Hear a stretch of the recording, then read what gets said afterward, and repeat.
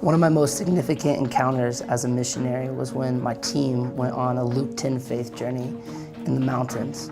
It was the middle of winter and we were trusting God for absolutely everything. We didn't have a place to stay. We didn't have money.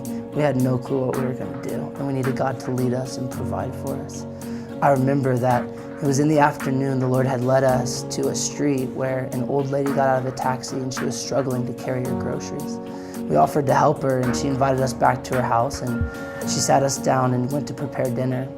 At first we couldn't understand anything that was going on because it was in that tribal language, but eventually her granddaughter came over and she spoke a language that we understood. We started to get into a conversation with her and she mentioned to us that both her mom and her grandma were struggling with sickness. And there were two girls who were with me who had been praying that God would give them the opportunity to see a miracle. So they led us into the other room. We laid hands on them. And in a few minutes, they were feeling the presence of God and they experienced healings in their bodies. They were overjoyed and a little bit confused why our prayers as Christians were what healed them.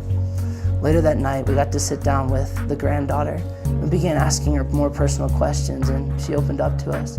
She told us that she had gotten pregnant out of wedlock.